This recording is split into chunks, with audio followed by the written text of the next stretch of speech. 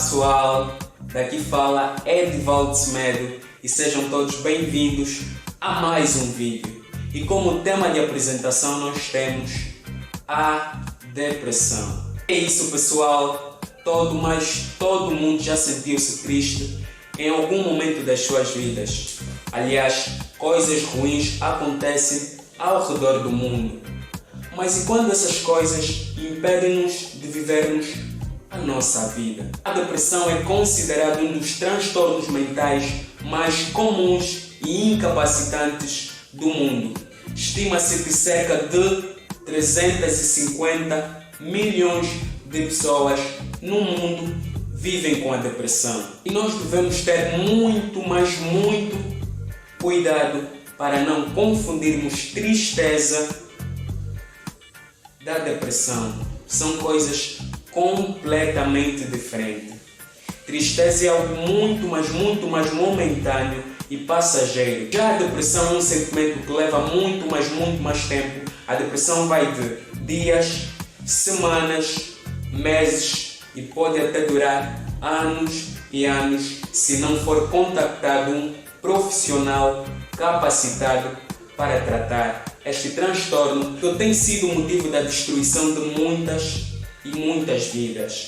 Portanto, eu apelo para que todos nós, principalmente na fase da adolescência, que é a fase em que nós estamos, ou da transição da adolescência para a juventude, que tenhamos muito cuidado com a depressão, porque não damos a devida importância a esse transtorno que é tão perigoso, que destrói vidas, que destrói lares, que destrói amizades, que destrói esperanças, que destrói sonhos, que destrói expectativas. Portanto, a depressão tem sido nada mais nada menos do que um vírus no que se toca à nossa perspectiva de vida, pessoal. E quais os principais sintomas da depressão? Ou seja, como identificar a depressão? Tem sintomas mínimos, ou seja, sintomas iniciais da depressão, que são nada mais nada menos do que perda de humor, ou seja, o sentido de humor tende para o lado negativo, perda de interesse de coisas que antes despertavam prazer, uma visão negativa de si mesmo, perda do apetite e tendência a isolamento. Quando vemos alguém assim no nosso meio, por favor pessoal, se for alguém próximo, não deixemos que essa pessoa se isole. E é comum que pessoas depressivas apresentem pensamentos e visões negativas e de desesperança, o que reflete como elas veem o mundo à sua volta. E elas apresentam mais ou menos pensamentos similares a estes. E apesar do perigo apresentado pela depressão, ela ainda é encarada por muitos como um sentimento controlável, encarada por muitos como uma mera frescura, como se tem dito, encarada por muitos como nada mais nada menos do que uma tristeza, um sentimento de tristeza, o que eu já disse anteriormente, que são coisas completamente diferentes.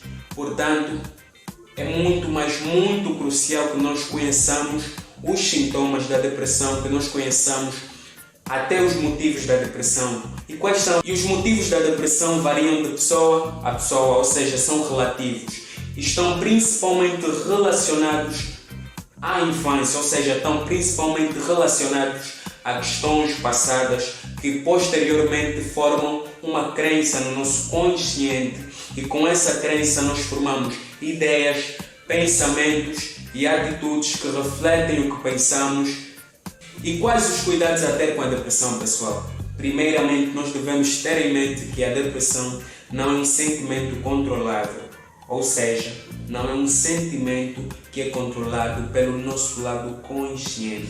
É nada mais nada menos do que um sentimento que, para superarmos, precisamos da ajuda de um profissional qualificado na área. E é crucial que se entenda as raízes da mesma para um posterior tratamento. O tratamento da depressão é muito diversificado, visto que a depressão enraiza assim diferentes áreas. E eu sei que tu aí do outro lado provavelmente estejas a te perguntar: mas Edivaldo, quais as dicas para o tratamento da depressão? A primeira dica é a mais simples: procure um profissional qualificado. E a segunda dica, pessoal, é tentar mover o máximo atividades físicas e de caráter social.